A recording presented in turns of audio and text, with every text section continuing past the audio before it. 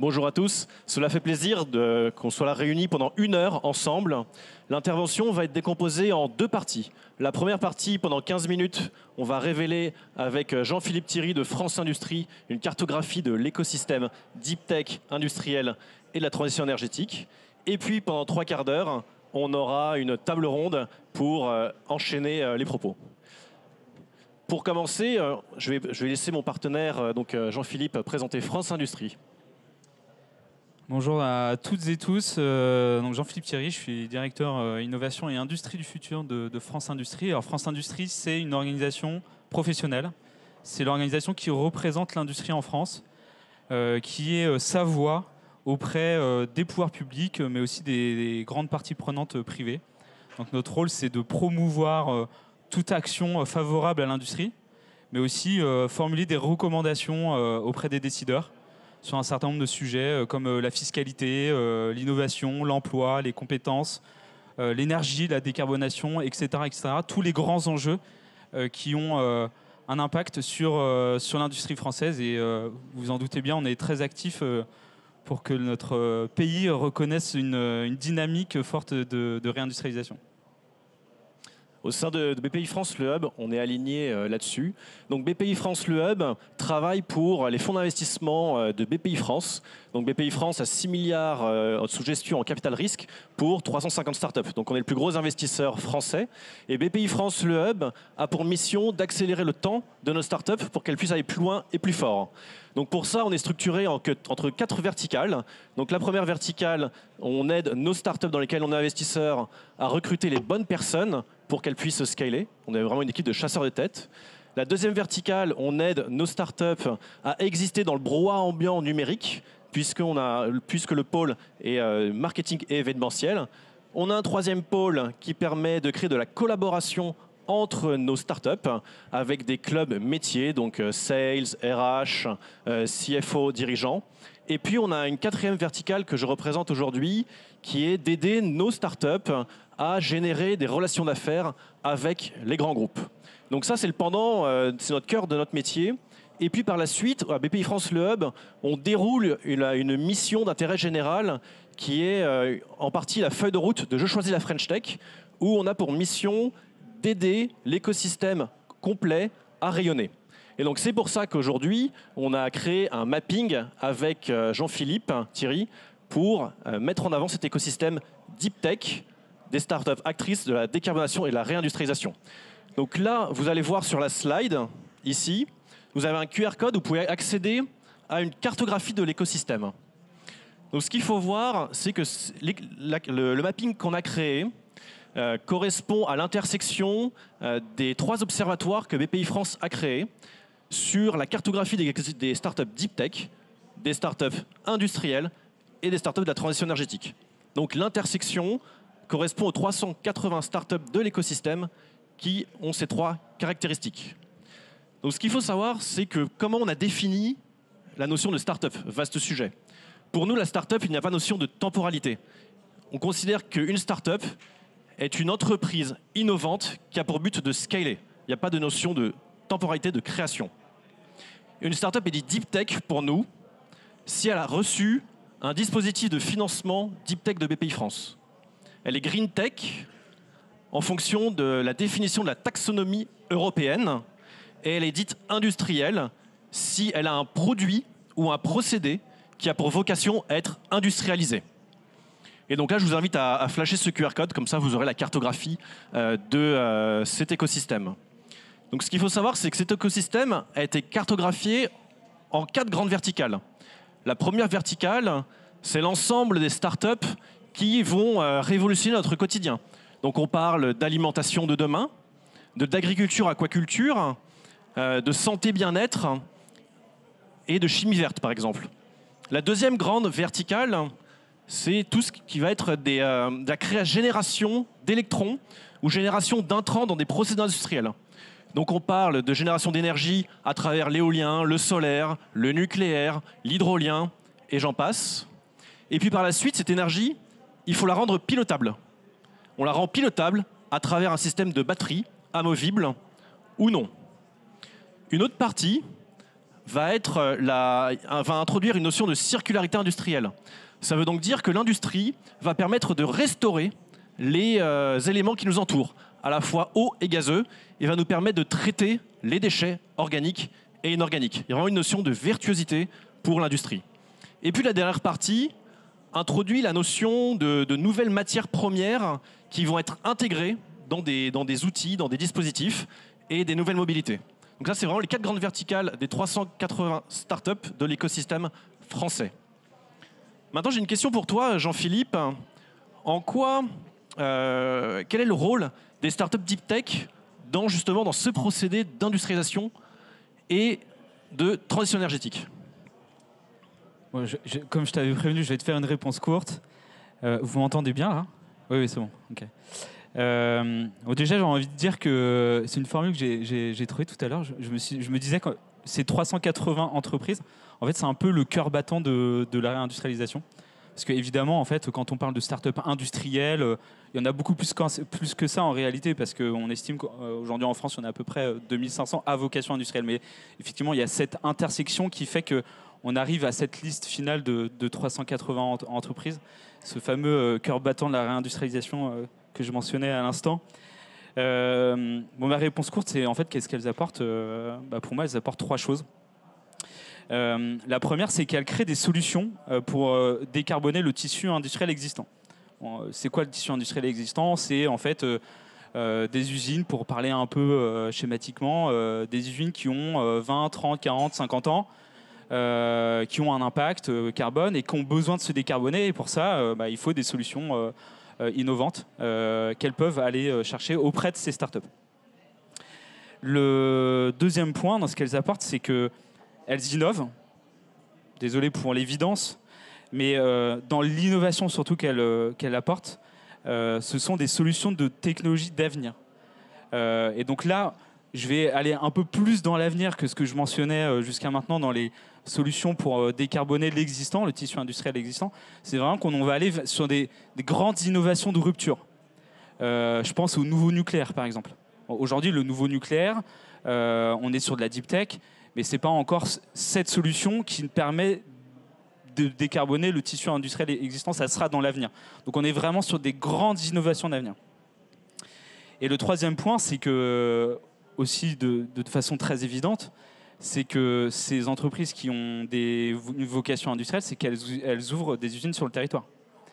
Et qu'elles vont créer des emplois. Donc elles ont un apport réel à l'économie et à la dynamique de réindustrialisation qu'on connaît depuis quelques années maintenant, qui est encore fragile. Et on voit en fait que l'apport, quand on regarde le nombre d'ouvertures d'usines en France, on se rend compte qu'en fait l'apport des startups industrielles, enfin les usines qui sont issues de startups industrielles, commencent à prendre une part assez conséquente dans ce solde net, comme on dit un peu techniquement, d'ouverture d'usines en France.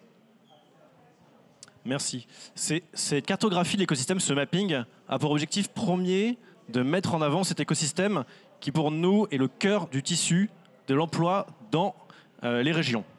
Du coup, en créant ce mapping, est-ce que tu peux nous dire comment un grand groupe peut, à travers ce mapping, récupérer des informations, être cédé à se transformer?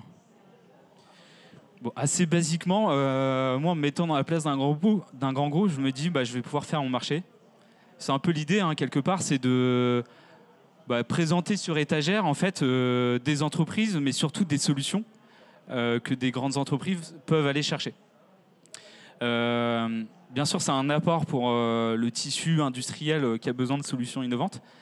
Mais je voulais mentionner un point aussi, c'est que ça permet de mettre en lumière des startups auprès des fonds d'investissement.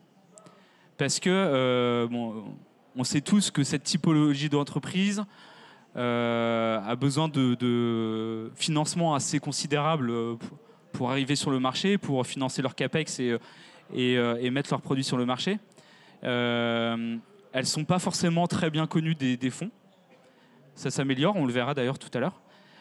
Mais ça permet aussi de les mettre en lumière auprès des financeurs. Je reviens maintenant sur mon premier point qui était celui de la promotion auprès des industriels. Et pareil, je vais faire une réponse en 3 points. En fait, ça permet à un grand groupe d'explorer un potentiel de collaboration technologique. C'est-à-dire se dire, moi, j'innove, il y a des startups qui innovent aussi, peut-être qu'on pourrait faire ensemble un bout de chemin d'un point de vue technologique et innover ensemble. Une sorte de co-innovation. Ça, c'est le premier point. Le deuxième point, c'est se fournir. Donc acheter, tout bêtement, une solution proposée par une startup pour se moderniser ou se décarboner. Et le troisième point, c'est éventuellement investir, parce que c'est aussi une forme de collaboration, on va dire, c'est que les grands groupes investissent dans les startups. Et ça peut être justement cette mise en lumière, une façon pour les CVC d'identifier des potentiels d'investissement. Merci Jean-Philippe. Maintenant, passons à l'analyse de qu'est-ce qu'on en retire de cette création de mapping. Donc on va passer aux enseignements clés. Donc là, vous voyez plusieurs graphiques. Ce qu'il faut comprendre ici, c'est qu'il y a 105 startups qui ont levé des fonds entre 2022 et 2023. Mais ce qui est intéressant, c'est qu'une bonne partie des fonds, environ 60-70%, ont été captés par 5 startups. Donc ça veut dire qu'il y a vraiment une accaparation des fonds sur quelques projets industriels. Donc on entend par là du Aledia, du Insect, du Novafeed, du Flying Wells notamment. Et là on voit la répartition de qui lève des fonds en montant. Donc ce qui est intéressant, c'est de voir qu'une bonne partie des startups lèvent des fonds de moins de 20 millions pour leurs projets industriels. Donc là, ce qu'on en tire, c'est qu'une bonne partie, il y a 5 startups qui captent 60% des fonds, mais la majeure partie des levées de fonds sont en dessous de 20 millions. Donc en dessous de 20 millions, on est généralement à des démonstrateurs ou des premières usines. Dans les 4 verticales du mapping que j'ai expliqué tout à l'heure, celle qui lève le plus de fonds va être celle sur le pilotage de l'énergie ou la génération de nouvelles énergies, donc à travers l'hydrogène et les nouveaux électrons. Donc là, il y a 1,6 milliard qui a été levé sur cette verticale, et c'est Verkor qui capte une bonne partie des levées de fonds avec 800 millions. Ce qu'il faut retenir, sinon, c'est que sur les 105 startups ayant levé des fonds en 2022-2023, BPI France est dans une opération sur 3. Une opération sur 3. Ça veut vraiment dire qu'on essaye de soutenir le marché des capitaux, des VC dans l'industrie de manière très soutenue. On montre au privé qu'il y a de la rentabilité à atteindre et qu'à travers les projets industriels, il va y avoir de belles réussites. On essaie vraiment de tirer l'écosystème. Dans ces 80 startups listées, nous, on a investi dans 10% des startups. Donc ça veut donc dire que le privé a investi dans 90% des startups, mais nous, on intervient dans une levée sur 3.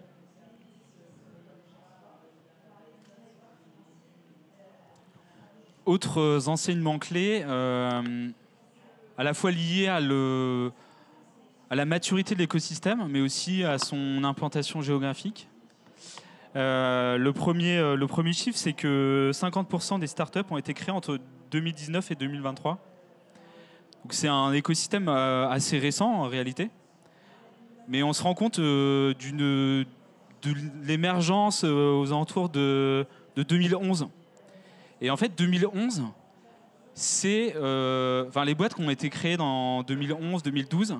C'est vraiment la première génération de startups industrielles, celles qui sont sur le point d'ouvrir leurs usines ou d'arriver sur le marché. Je pense à Innovafeed par exemple. En fait, on a estimé il y a quelques temps qu'une startup deep tech industrielle, en moyenne, pour arriver sur le marché, il se passait 12 ans, entre l'année de création et l'arrivée réelle sur le marché de son produit ou de sa solution, il se passait 12 ans. Donc en fait, l'estimation qu'on avait faite à l'époque, on la retrouve ici et on voit que justement, on est première génération de start-up industrielle, elle a 13 ans, 12-13 ans. Et plus on avance dans le temps et plus on est vraiment sur, ce qui est logique d'ailleurs, sur des entreprises assez jeunes. Sur l'implantation géographique maintenant, les levées de fonds plutôt. On voit que 46% des fonds levés ont été destinés à des startups dans la région Auvergne-Rhône-Alpes. Ce qui est assez logique en réalité parce que la région Aura, c'est une région qui a une histoire industrielle assez forte. Et un écosystème industriel très dense et qui fait aussi beaucoup pour l'émergence des néo-industriels et des startups. Finalement, c'est assez logique, mais on sait que, par exemple, dans les 46%, il y a Vercors, parce que Vercors, en fait, son implantation, juridiquement, son implantation est à Grenoble, donc en région Aura. Et 25% des fonds levés ont été destinés à des startups dans la région Île-de-France, ce qui est assez logique aussi, parce que la région Île-de-France fait beaucoup pour les startups industrielles, en mettant des subventions, en investissant aussi, parce qu'ils ont ouvert un fonds régional pour investir dans les startups industrielles. Donc voilà, finalement, il n'y a pas de grande surprise d'un point de vue géographique. Sur les emplois maintenant, on retrouve les deux mêmes régions, puisque 23% des emplois sont localisés en Aura et 34% en région Île-de-France. Je ne vais pas forcément commenter parce que c'est aussi expliqué par ce que j'ai dit juste avant. Et 13% des emplois sont sont issus de fournisseurs d'énergie décarbonée. On voit que c'est aussi la typologie première des startups qui ont levé des fonds. Donc on voit vraiment ces grandes tendances. Et enfin, sur le taux de croissance des montants levés, alors là, c'est assez éloquent. Je ne pensais pas du tout qu'on était dans ces proportions. Je commence par le chiffre négatif. En fait, c'est que 2022-2023, en fait, l'ensemble des levées de la French Tech n'ont pas été très bonnes.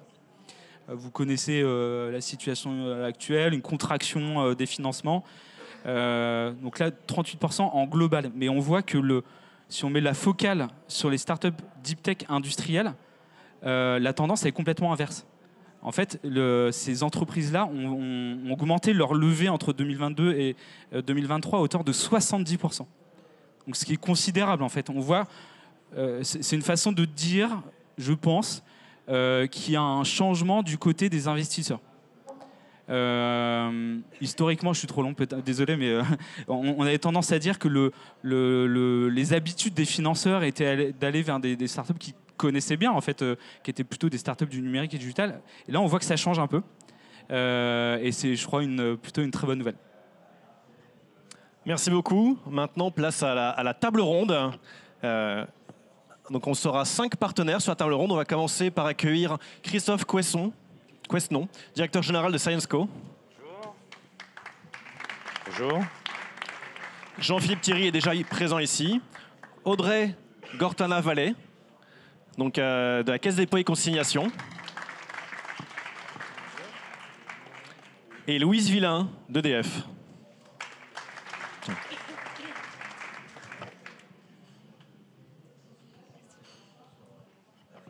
On a 4 micros pour 5. Donc je pense qu'au tout début, il est intéressant de pouvoir se présenter et présenter notre entité. La première question revient à ma personne de la gauche, donc Jean-Philippe Thierry. Donc en complément de France Industrie, tu es aussi vice-président de Start Industrie. Peux-tu présenter cette initiative? Et pour toi, quelle est ta vision de la réindustrialisation et de la décarbonation? Alors effectivement, j'ai une seconde casquette. Merci de la mentionner.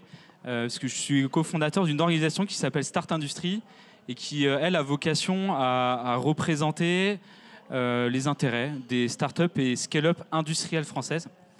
C'est une association qui a été créée en 2022. Il y avait un vide, en fait. Les startups industrielles émergeaient dans l'écosystème.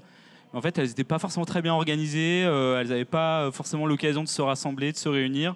Et surtout, elles n'avaient pas de voix commune. Et c'est la raison pour laquelle on a cofondé cette organisation. Ma vision de la réindustrialisation et de la décarbonation. En fait, je voudrais revenir sur la notion de réindustrialisation, qui est clairement devenue un enjeu de souveraineté ou en tout cas de prise de conscience au moment du Covid. On l'a entendu, réentendu, mais aussi au moment de la crise ukrainienne, la crise de l'énergie, etc. On s'est rendu compte que on avait des difficultés, des ruptures d'approvisionnement, on n'était plus en mesure de produire certaines choses en France. Et du coup, c'est quoi au fond la réindustrialisation ? Pour moi, c'est 3 choses. Alors, c'est pas les seules choses, bien sûr, mais c'est trois principales dimensions, je pense. La première, c'est de faire revenir certaines activités productives qu'on avait délocalisées. Ça ne sera pas massif. Celles qui reviendront, on ne produira pas forcément exactement ce qu'on produisait à l'autre bout du monde. Mais en tout cas, c'est une forme de réindustrialisation. Donc la relocalisation. Ensuite, c'est moderniser le tissu productif. Parce qu'on pense beaucoup aux nouvelles usines, mais en fait, réindustrialiser, c'est peut-être avant tout moderniser le tissu industriel existant et lui permettre de devenir compétitif. Et enfin, la troisième dimension, c'est innover pour gagner en compétitivité. Et en fait, quand on regarde un peu ces 3 dimensions, on se rend compte assez facilement qu'en réalité, c'est ces 3 leviers de décarbonation. Parce que faire revenir des activités, donc relocaliser, c'est une façon de réduire, alors déjà de plus produire dans certains pays assez émetteurs, en tout cas avec moins d'exigences d'un point de vue écologique. Du coup, on relocalise en France d'un point de vue plus vertueux parce que en France, on a quand même le point de PIB le plus décarboné. Il faut quand même le rappeler. Enfin, un des points de PIB les plus décarbonés de l'OCDE. Donc, produire en France, en fait, c'est décarboné parce que ça veut dire qu'on ne va pas produire ailleurs dans moins de mauvaises conditions. Moderniser le tissu productif, en fait, concrètement, ça revient à quoi ? Ça revient à diminuer sa consommation d'énergie. Donc, on voit le lien assez immédiat avec la décarbonation. C'est aussi réduire sa consommation de matières premières. Et c'est produire au plus juste et donc réduire ses déchets. Donc, autrement dit, à être plus sobre. Et enfin, donc la troisième dimension, c'était l'innovation. Donc faire émerger des nouvelles technologies qui servent la transition écologique. En fait, quand on regarde le mapping et ce qu'apportent ces startups, en fait, toutes leurs innovations servent la décarbonation, la transition écologique. Je mentionne quelques exemples. Le nouveau nucléaire, je mentionnais avec Naharea. La transformation et la valorisation des déchets avec Néolith, les nouveaux matériaux avec MatterUp, la chimie verte avec Calixia, les nouvelles batteries avec Limatech, la nouvelle alimentation avec Innovafeed, les alternatives aux engrais avec Mycophyto, etc., etc. En fait, tout ça, c'est des innovations qui viennent de startups deep tech industrielles et qui concourent toutes à la transition écologique. Merci. La prochaine question concerne la Caisse des dépôts et consignations et notamment Audrey. Donc, vous pilotez le projet TechSprint au sein de la Caisse des dépôts et consignations et comment il aide les industriels justement à se décarboner. Alors, bonjour à tous. Avec le TechSprint, ce programme de la Caisse des dépôts, on n'est pas dans le dur, on n'est pas dans les startups industrielles qui mettent sur pied des usines et produisent de nouveaux produits ou de nouveaux matériaux. On est dans le software plus précisément, puisque le programme TechSprint donc, incite les entreprises à recourir, les grands comptes, à recourir à des solutions data IA pour les aider à agréger et analyser l'ensemble des données nécessaires à comprendre les mécanismes complexes au cœur des enjeux environnementaux. Également à établir des diagnostics précis, des plans d'action pour leur trajectoire de décarbonation, et puis à suivre, piloter, monitorer leur performance justement en matière de décarbonation. Donc concrètement, le TechSprint prend la forme d'un appel à projets collaboratif sur des projets donc innovants fondés sur la data et l'IA au service de la transition écologique. Donc, comme on est sur des projets collaboratifs, eh bien, on est sur des consortiums qui vont donc réunir des startups qui sont porteuses de l'expertise data IA, des grands comptes qui sont porteurs de cas d'usage sectoriels, Donc à ce noyau dur peut s'ajouter d'autres acteurs comme d'autres fournisseurs de données, les opérateurs télécoms, les opérateurs de réseau, les différents observatoires publics, puisqu'on est aussi dans une logique mixte, public-privé. Des académiques, des grands opérateurs de l'État, ADEME, BRGM, etc., ou encore des fournisseurs d'infrastructures technologiques, des cloud providers typiquement, et éventuellement des collectivités territoriales quand on a besoin de territoires d'expérimentation. Et donc, le programme permet de sélectionner les projets à plus fort potentiel d'impact en matière de transition écologique sur les filières économiques ou les territoires et plus fort potentiel de diffusion également. Et après les avoir sélectionnés, donc, on les accélère, on les accompagne pour qu'elles passent à l'échelle et qu'elles se diffusent donc le plus rapidement possible, donc soit dans les secteurs d'activité, soit dans les territoires. Voilà. Merci beaucoup. Christophe, vous dirigez ScienceCo, qui est un des plus gros industriels de la chimie en Europe, et vous avez annoncé récemment le plus gros investissement qui est réalisé en France. À terme, il y aura pour vocation de générer 800 emplois lorsque cette usine tournera à plein régime. En tant qu'un groupe industriel mondial, qu'est-ce qui a justifié le fait que vous choisissez la France par rapport aux autres écosystèmes ? Oui, alors très bien. Donc, quelques mots au sujet de cet investissement. Donc effectivement, ScienceCo, c'est un groupe de chimie qui fait à peu près 12 milliards de chiffre d'affaires. Et en France, il y a 5 sites industriels donc, qui emploient à peu près 2000 personnes. Et aujourd'hui, cet investissement concourt à créer un polymère qui rentre dans la composition des batteries et qui rend les batteries extrêmement stables, en particulier, qui assure la glu et la cohésion de l'ensemble des batteries. Et pour les véhicules électriques, la stabilité, bien sûr, et la sécurité, c'est essentiel. Et donc là, quand on a choisi de faire ces investissements, il y avait un choix qui était objectivement un choix géographique, puisqu'on a une usine en Chine, on a une usine en Europe et on a une usine aux États-Unis. Et comme vous le savez, la compétition est féroce en ce moment, à coup de déclarations, de droits de douane, etc., etc. Alors pourquoi aujourd'hui on a choisi de concentrer l'ensemble de nos efforts sur ce site qui est basé en France?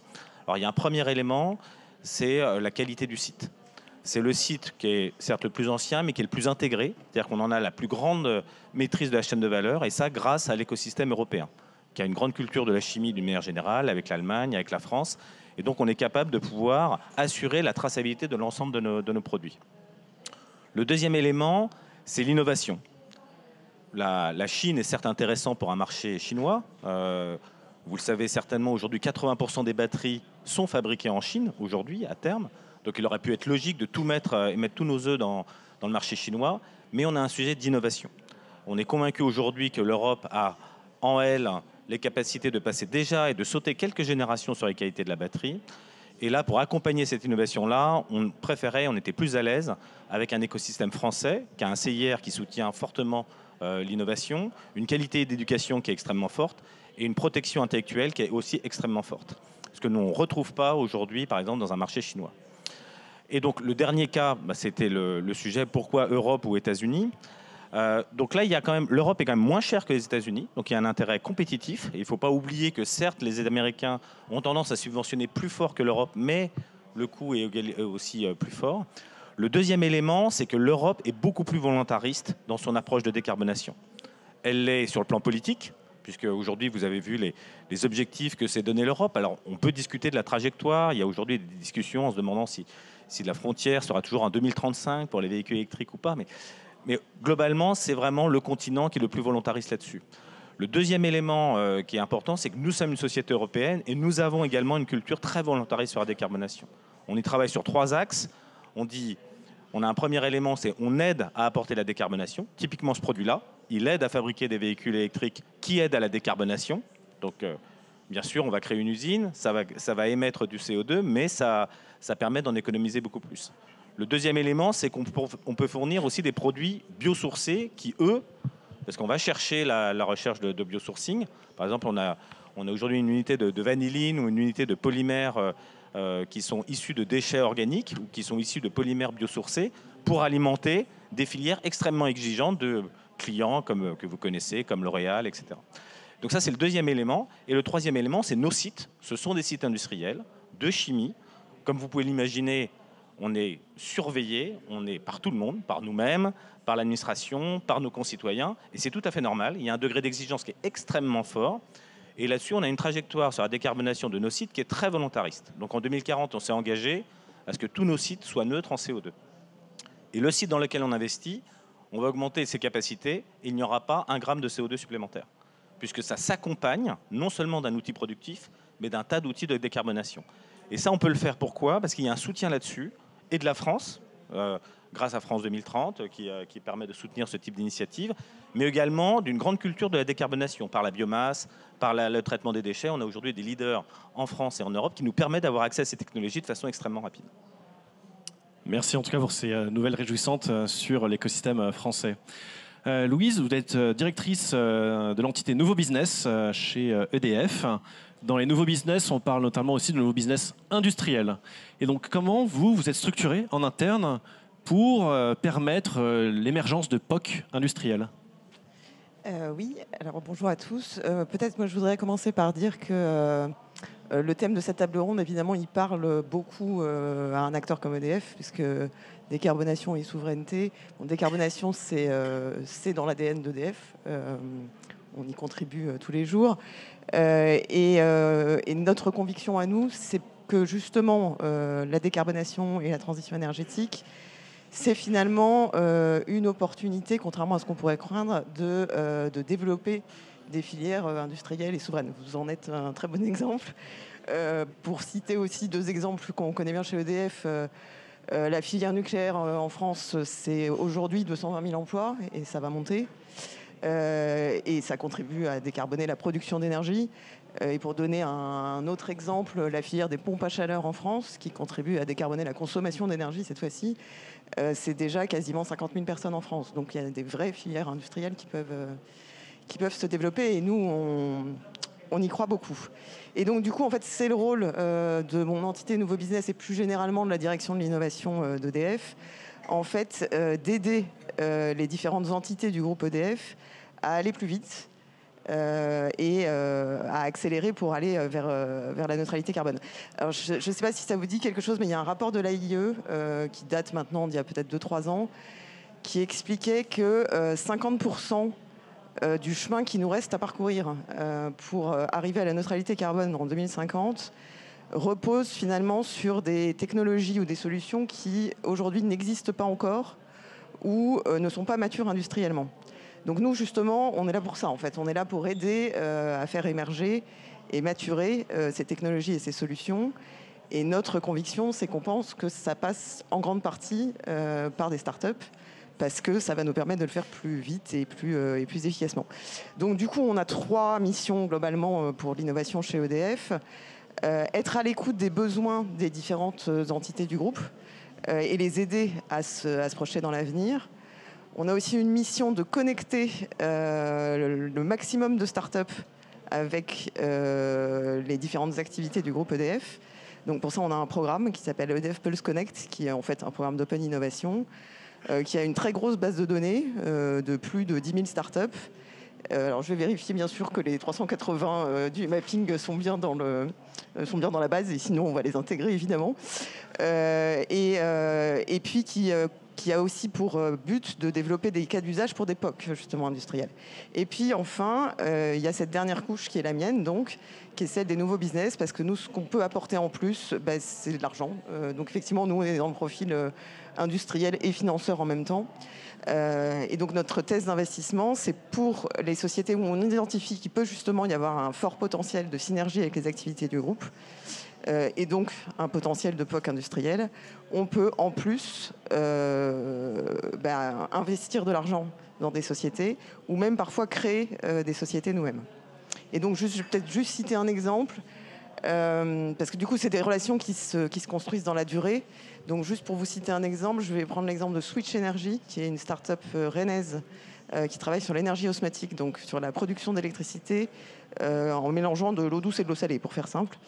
Cette start-up, en fait, elle a d'abord été identifiée par Pulse Connect, le programme dont je parlais tout à l'heure, et par les équipes qui gèrent les centrales hydrauliques chez EDF et qui ont vu un potentiel intéressant là-dedans.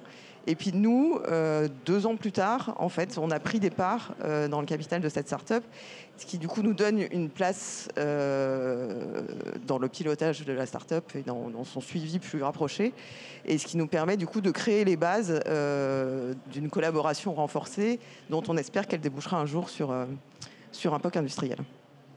Merci beaucoup. Christophe, Syensco pour innover fait notamment appel à des startups. Et vous, de votre côté, comment êtes-vous structuré en interne pour dérisquer la phase de POC, puis derrière la phase de POC pour le passage à l'échelle industrielle? Donc ça, c'est vraiment une grande question, parce qu'aujourd'hui, effectivement, l'intérêt qu'on va apporter, nous, dans les startups, c'est qu'elles vont nous apporter ce qui nous manque. Donc, qu'est-ce qui peut nous manquer? C'est éventuellement de l'agilité, dérisquer une idée que l'on va avoir, mais dans laquelle on ne va pas nécessairement se focaliser. Et à l'inverse, nous, qu'est-ce qu'on va apporter? On va apporter une grande structure, une plateforme industrielle, une très bonne connaissance de ce qu'est l'exigence de pouvoir, de la scalability, comme on dit, de la montée en puissance de ces différentes idées. Et souvent, il peut y avoir une opposition entre les deux. On va avoir une start-up pressée, agile, qui gère le problème du jour, et du coup est très embarquée avec nous sur certaines semaines, et puis à un moment donné est complètement distraite parce qu'elle a un problème, que sais-je, de financement, d'accès, de visa d'un de ses ingénieurs, etc. Et donc nous, à l'inverse, on va avoir des process extrêmement précis, souvent considérés comme un peu lourds, mais qui permettent de complètement dérisquer les différents sujets.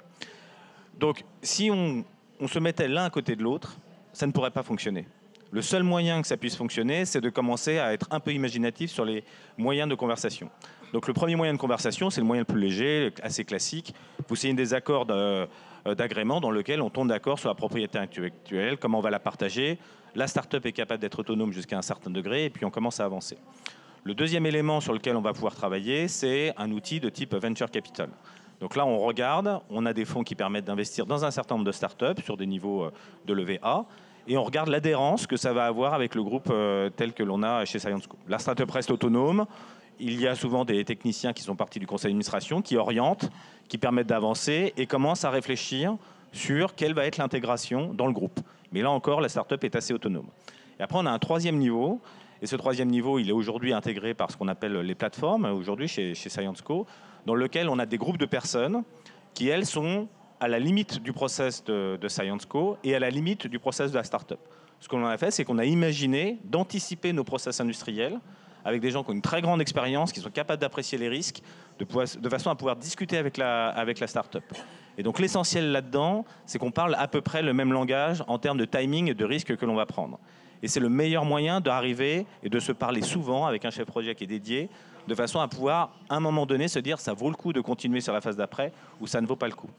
Et souvent, donc, on a ces schémas-là dans lesquels on a ce process qui exige beaucoup plus de réunions, beaucoup plus de gates, comme on dit, mais elles sont aussi plus légères de façon à continuer à avancer. Donc l'essentiel du sujet, c'est de se mettre au niveau de l'agilité de la start-up de façon à ne pas la tuer, mais de la rassurer en lui disant qu'on pense toujours à son intégration dans nos systèmes. Merci beaucoup. Je retourne la question de nouveau à Louise. Donc le passage d'un POC industriel à l'échelle, c'est la phase la plus risquée, parce que quelque part, il y a besoin de foncier, il y a besoin de machines, de capitaux. Et est-ce que vous avez des bonnes pratiques, un peu comme ce que vient de nous transférer Christophe? Est-ce que chez EDF, vous êtes structuré avec des bonnes pratiques et que vous déroulez pour justement favoriser ce passage de POC industriel à industrialisation quelque part? Alors, si ça vous va, en fait, je vais prendre un exemple concret, puis ça permettra de redérouler le process. Je vais prendre l'exemple de ce qu'on a fait sur l'hydrogène électrolytique. Donc, l'hydrogène produit à partir d'électrolyse de l'eau, donc bas carbone si l'électricité est bas carbone. L'hydrogène, on voit bien que ça fait partie du panel des solutions pour atteindre la neutralité carbone en 2050. Parce que c'est un moyen finalement de décarboner des procédés qu'on ne pourrait pas facilement électrifier directement. Donc ça fait partie du panel des solutions. Ça, on en est sûr. Après, dans quelle ampleur, bon, bah, ça se discute, mais ça fait partie du panel des solutions. En revanche, ce qu'on sait, donc on s'est dit, il y a quelque chose à regarder. Il faut qu'on regarde ce sujet-là.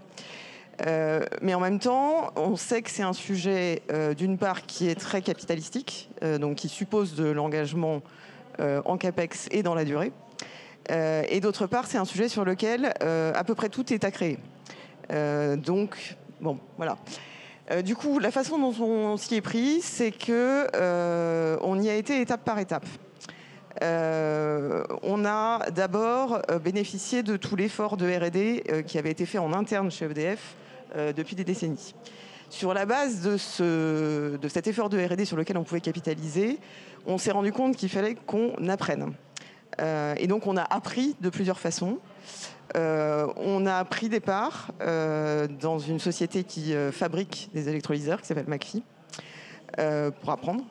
On a pris des parts dans un fonds qui est dédié au projet d'infrastructure hydrogène.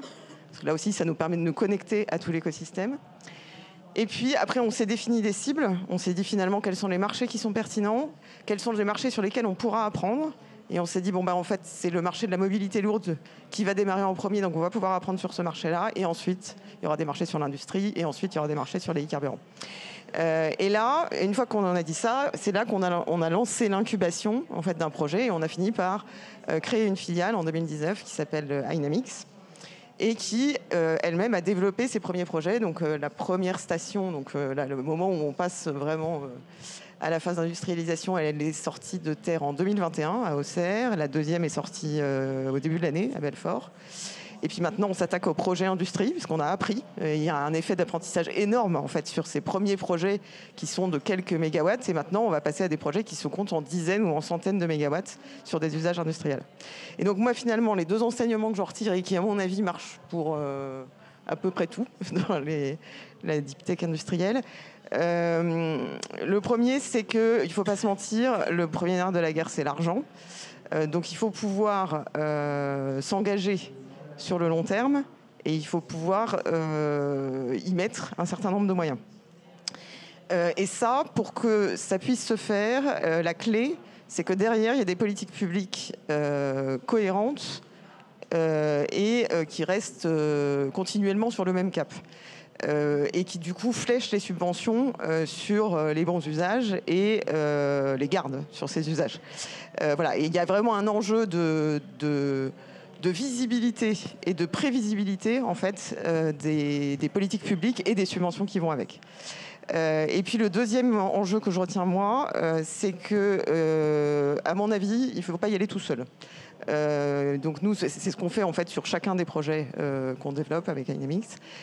C'est toujours en y allant avec des partenaires financiers et avec des partenaires industriels, parce que sur tous ces objets très innovants, c'est rare qu'on ait la solution à soi tout seul. Voilà. Merci beaucoup. Avant d'aller plus loin, je pense qu'il est intéressant de reposer les bases.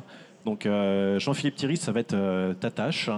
On parle très largement, historiquement, d'open innovation quand il s'agit d'innovation dite digitale. Mais lorsqu'il s'agit d'innovation industrielle, il faut totalement changer la manière d'analyser un projet et de comment on analyse ces projets, comment on les industrialise. Et donc, Jean-Philippe, est-ce que tu peux nous expliquer quelles sont les nouvelles manières de collaborer dans le cadre d'un projet industriel ? Avant, si tu me permets, je voudrais faire une petite parenthèse parce que Christophe et Louise, hein, c'est ça, ont eu un mot tous les deux assez proches sur la stabilité des politiques. Christophe sur le CIR et puis Louise sur les subventions. La parenthèse que je voulais faire, c'est sur le crédit d'impôt recherche. Un message un peu politique, vous me le permettrez, mais il est vraiment indispensable de préserver le crédit d'impôt recherche dans sa forme actuelle, de le sanctuariser. Ça assure justement une stabilité, une visibilité sur le long terme aux entreprises pour investir dans la R&D. Et c'est absolument indispensable pour la compétitivité de notre prix. Voilà. Parenthèse fermée. Autre message politique. Actuellement, le gouvernement souhaite supprimer le statut JEI. Donc on verra ce que ça donne. Mais j'espère que la continuité et stabilité sur le CIR, en tout cas, sera la même. On le souhaite. On le souhaite forcément. Pour revenir sur l'open innovation, je vais être un peu caricatural, mais historiquement, en fait, le modèle, c'était une entreprise qui va regarder auprès de startups ce qui se fait, et puis Si ça leur plaît, on achète ou alors on fait un petit POC. Voilà. Ça, c'était un peu le modèle historique. Et en fait, on voit que les choses ont beaucoup évolué et que les relations start-up-grand groupe se sont davantage équilibrées qu'auparavant. En fait, le modèle, c'était, encore une fois, je caricature, une start-up ou un grand groupe achète une start-up ou une start-up fournit un grand groupe. Et donc, je disais, les choses se sont rééquilibrées. Peut-être justement parce que le tissu de start-up a gagné en maturité. C'est ce qu'on a vu notamment dans les résultats de l'étude. Gagner en maturité, en crédibilité aussi, et ce qui a remis un certain niveau d'égalité. Et on voit par exemple aujourd'hui d'autres pratiques. On parlait des startups industrielles, on a mentionné Insect par exemple, donc je prends cet exemple-là. Pour construire son usine, le fournisseur d'Insect c'était Siemens. Siemens c'est une grande entreprise. Donc là, en fait, on voit que la relation s'est presque inversée. C'est la start-up qui est devenue cliente de la grande entreprise. On voit aussi des pratiques assez récentes, en tout cas qui se massifient de façon récente, qui est des grandes entreprises qui vont accueillir des start-up pour les aider dans leur phase d'industrialisation. Par exemple, Michelin qui le fait, ou Bosch, Toshiba, il y a plein d'exemples, qui mettent à disposition des experts internes et même des moyens de production, des moyens d'essai sur site, et qui vont dire, voilà, on vous met à disposition ces moyens industriels et on va vous aider à produire votre propre prototype, pré-série et produit. Deuxième voie que je voulais évoquer. Troisième voie, même si c'est assez courant, on voit de plus en plus des grandes entreprises investir, Louis, tu le mentionnais, investir dans des startups, via notamment leur CVC. Et on souhaite, parler d'autres messages que je voulais passer, je pense que les grandes entreprises industrielles qui ont l'histoire, qui ont l'expérience industrielle, devraient peut-être davantage investir dans les startups parce que c'est une façon de répondre à la difficulté de ces jeunes entreprises de se financer et en même temps de bénéficier d'une expérience et d'une expertise que vos entreprises ont. Peut-être aller un peu plus loin et renforcer les montants que vous pourriez allouer à vos CVC. On voit aussi une autre pratique qui est assez basiquement, je suis une entreprise, j'ai un morceau de foncier vacant ou un morceau de bâtiment que je gardais sous le coude parce que potentiellement j'ai un projet d'extension ou autre, et qui en fait n'est pas occupé parce que le projet d'extension ne se fait pas ou qu'il est prévu de le faire beaucoup plus tard. En fait, il y a des boîtes qui les mettent à disposition de startups pour les héberger, justement répondre à la problématique du foncier, parce qu'on parle beaucoup de tensions sur le foncier, notamment le foncier industriel, et ça c'est une façon de répondre à cette problématique. Et on voit aussi des formats de collaboration nouveaux sur les talents, mais on va y revenir, et la circulation des talents. Voilà ce que je pouvais dire. Des relations qui sont rééquilibrées à la faveur d'une maturité des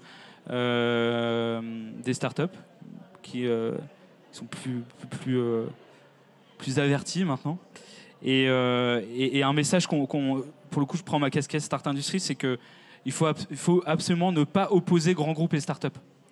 En fait, si on veut réussir le pari de la réindustrialisation, en fait, on le fera ensemble et surtout pas en disant nous, il nous faut des subventions et pas vous.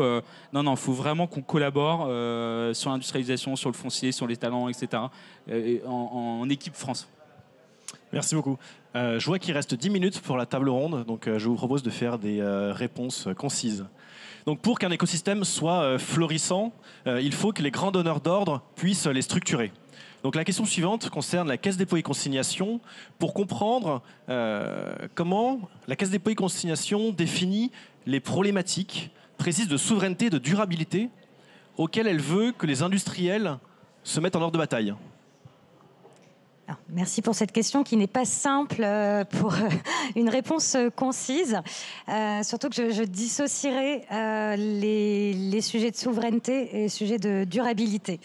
En ce qui concerne la durabilité, chaque édition du TechSprint porte sur des problématiques, des défis en fait, que nous portons sur la place, des défis à craquer pour lesquels nous cherchons des cas d'usage en matière, donc des cas d'usage sectoriels en matière de solutions pour décarboner. Donc, typiquement, pour la deuxième édition, je vais vous citer un exemple. On avait comme sujet comment la data et l'IA peuvent permettre de réduire l'usage de nos ressources naturelles et favoriser le réemploi de matières premières. Donc voilà, des cas d'usage qui doivent avoir un impact significatif et répondre à des enjeux clés des filières économiques qui sont visées. Et pour définir ces thématiques, en fait, on a mis en place un conseil scientifique qui réunissait des experts d'ONG, de fédérations professionnelles, de BPI France, également les pouvoirs publics, le secrétariat général de la planification écologique et le ministère de la transition écologique et les grands opérateurs de l'État, au premier rang desquels l'ADEME, bien sûr. Et donc avec eux, et en lien avec les grandes priorités nationales du plan France Nation Verte, pour décarboner, eh bien, on a identifié les problématiques, les défis qu'il fallait prioriser, défis pour lesquels l'État seul n'avait pas les clés, que l'État seul ne pouvait pas résoudre, des problématiques où les données du secteur privé étaient essentielles pour disposer vraiment de l'ensemble des éléments d'aide à l'analyse et à la décision. Et puis également, là où les efforts de décarbonation étaient les plus massifs, donc on s'est orienté vers tout ce qui était transport de marchandises, vers la consommation énergétique, la flexibilité énergétique, c'est le défi qui avait été proposé. Et on a pu voir que c'était un sujet encore très émergent, avec peu de solutions disponibles sur le marché.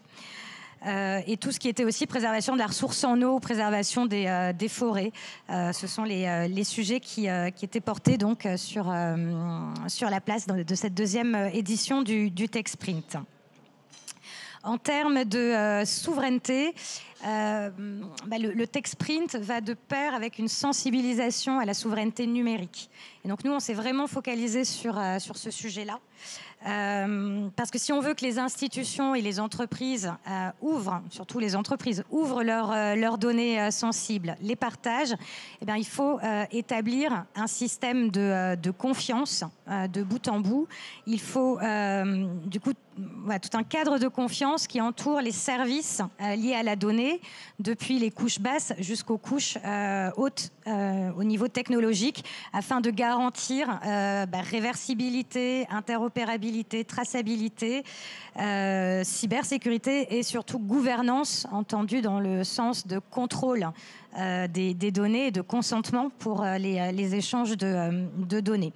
Pour nous, ces garanties, elles sont vraiment indispensables pour lever toutes les réserves stratégiques des entreprises à partager leurs données et pour avancer véritablement vers une économie de la donnée créatrice de valeur, porteuse de nouveaux services. Donc voilà les deux éléments que je voulais apporter. Merci beaucoup. Christophe, vous avez énoncé que vous avez une feuille de route très importante pour se décarboner d'ici quelques années, mais que la majeure partie des outils pour se décarboner proviennent de pays avec des normes environnementales plus flexibles. Voilà, quelles initiatives vous mettez en place pour vraiment que le tissu industriel français puisse répondre à vos enjeux de matières premières, si j'ose dire, pour se décarboner? Voilà, donc ça c'est le véritable enjeu de la souveraineté. Aujourd'hui en Europe, on a le sentiment d'être le chantre de la décarbonation, d'avoir une réglementation extrêmement volontariste. Mais effectivement, on a une dichotomie entre l'exigence que l'on se porte pour l'outil et les produits qu'on fabrique en Europe et l'exigence que l'on te porte en tant que consommateur au fait que finalement, ce n'est pas forcément le premier critère de choix. Et donc là, il va falloir travailler un peu ce sujet-là. Donc, nous, comment on travaille ce sujet? Je vous l'avais dit, on a 3 axes. On fournit des produits pour par exemple pour les véhicules électriques, il y a un véhicule électrique aujourd'hui sur 2 qui contient un produit de Syensqo, et ce produit peut aussi bien venir de Chine que celui que l'on fait aujourd'hui en France. Or, quand on regarde un petit peu la capacité à pouvoir décarboner ce produit-là, on se rend compte que la marge de manœuvre que l'on a en Europe, et en particulier en France, est nettement plus importante, et on est capable d'être beaucoup plus agressif. Alors, il y a plusieurs raisons à ça. Il y a d'abord, comme je vous le disais, la capacité à innovation. Mais nous, en tant que groupe industriel, sur un site de la taille que vous avez mentionné, il y a près de 800 personnes sur le site. Il y a aujourd'hui, c'est un site qui fait plus de 200 hectares. Il n'y a absolument aucune tolérance sur l'approximation. Le site doit absolument être autonome, il doit être fourni en énergie, et cette énergie, elle doit absolument être décarbonée. Donc là, on fait appel à l'ensemble des technologies qui sont sur place. Donc ce que l'on a aujourd'hui comme avantage, c'est une électricité qui est décarbonée. Merci EDF. Donc ça, c'est le premier élément. Et ça, aujourd'hui, ça nous permet d'aller vite, parce que c'est déjà là. Le deuxième élément après qu'on va avoir, c'est les accès au gaz. On est dans un monde de chimie, on a encore besoin de carbone. Sa source de carbone vient essentiellement du gaz. Et là, pour faire ça, on appelle les différentes technologies qui sont mises à notre disposition. Et nous, comme on veut aller vite et qu'on veut être robuste, force est de constater que quand on a regardé les écosystèmes qu'on avait autour de nous, on s'est intéressé à des technologies plutôt matures. L'avantage que l'on a en France, c'est qu'elles sont disponibles. Biomasse, traitement des déchets, convertition de vapeur, nouvelle ligne électrique grâce aux alimentations supplémentaires d'EDF. Donc tout ça va nous permettre d'atteindre la neutralité carbone plus tôt que ce que l'on pourrait faire dans un pays comme on a aujourd'hui en Asie. Merci beaucoup. En dernière question de la table ronde, avant les questions du public, elle est pour toi, Jean-Christophe, Jean-Philippe. Il est indéniable de dire que les grands groupes et les startups ont besoin l'un de l'autre pour dérouler la feuille de route, donc se décarboner et se transformer pour être plus innovants et réindustrialisés. Peux-tu nous expliquer l'initiative qu'on a co-créée avec France Industrie qui s'appelle Mercato ? Oui, alors je vais faire très court. Déjà, allez sur le site BPI France, sur Google, vous tapez Mercato, BPI France, France Industrie, vous allez tomber dessus. C'est un dispositif qui est absolument génial et je vous encourage tous les deux, vous connaissez, ok, super, à vous engager dedans. En fait, en gros, c'est quoi ? C'est qu'on a créé un dispositif qui permet à des salariés de grandes entreprises d'aller passer quelques semaines jusqu'à 3 ans maximum dans une start-up pour apporter une expertise à la start-up à moindre coût parce que le salaire est pris en charge de façon partagée entre la grande entreprise et la start-up.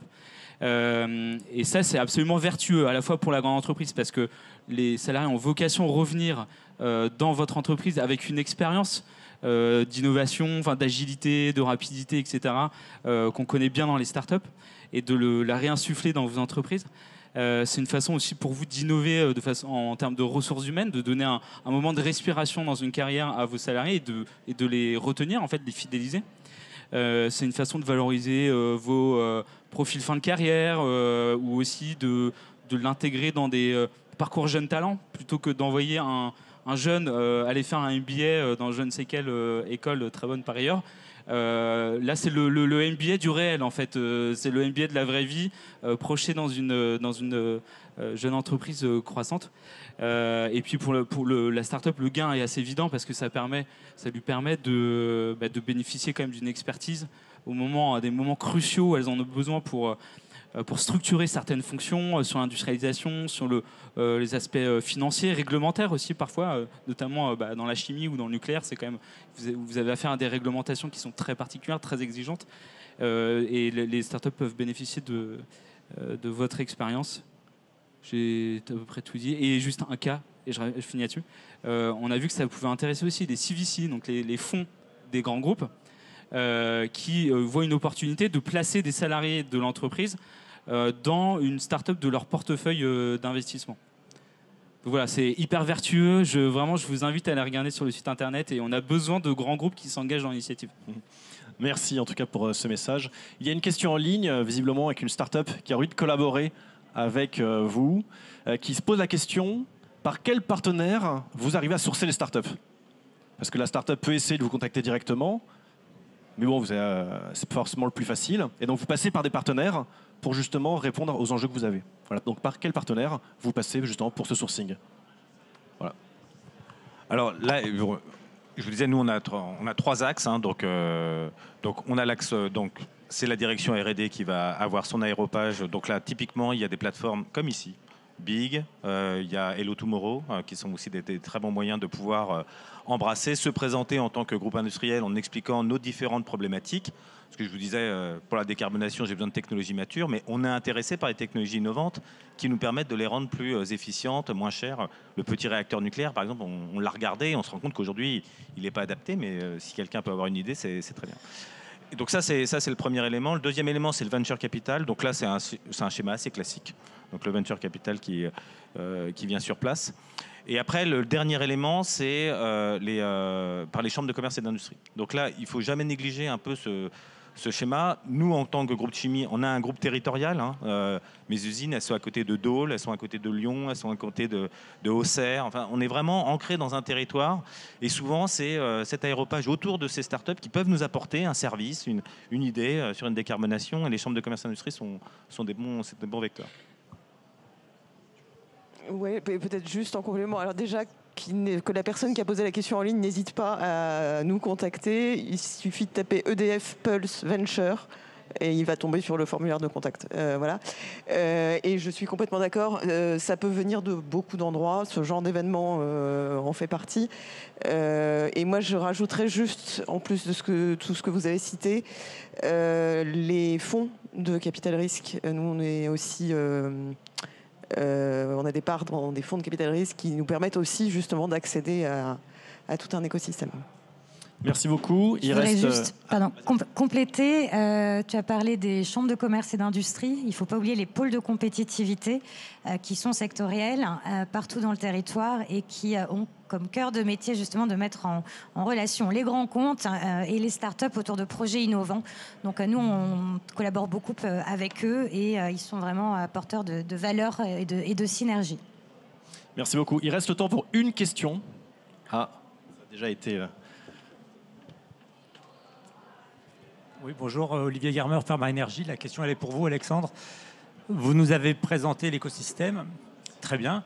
Est-ce que vous pourriez nous donner quelques ordres de grandeur des quantités de CO2 qui vont être séquestrées ou évitées par cet écosystème ? Franchement, c'est une question trop précise, je n'ai pas la réponse. Est-ce qu'il y a une question ouverte, non extrêmement technique ? Est-ce que c'est possible de passer le micro juste derrière ? Bonjour, la question est peut-être plus ouverte. C'est par rapport au rôle de l'armée, qui est un grand acteur industriel. Vous avez parlé des grands donneurs d'ordre.